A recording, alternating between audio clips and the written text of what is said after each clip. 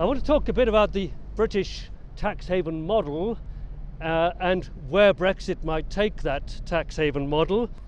Mr. Johnson has already signalled very clearly that his strategy will be to move towards what's called Singapore-on-Thames. This is once Brexit goes ahead, at the end of this month, they will move towards a Singapore-on-Thames model. Mr. Johnson will be pushing back against European Union regulation on information exchange, on taxation of multinationals, on publication of information about companies and especially trusts. Trusts are at the heart of the British secrecy model.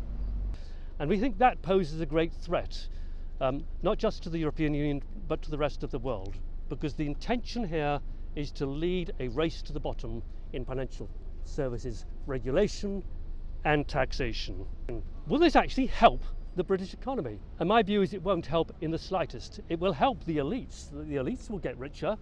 The lawyers and the bankers who work around here will certainly do good business, attracting more oligarchs and more plundered money and more multinational companies that want to use London as a base for tax avoidance. It won't help the rest of the economy because the rest of the economy is in the grips of what we call a finance curse. The vast majority of people in Britain will be not better off, but arguably worse off as a result of the tax cuts and the cuts in public services. How will this affect the rest of the world? The real danger is that Britain, in moving towards a Singapore-on-Thames model, will undercut regulation elsewhere in Europe, will undercut regulation in Northern America, will undercut regulation in Hong Kong, Singapore and others, and precipitate a race to the bottom.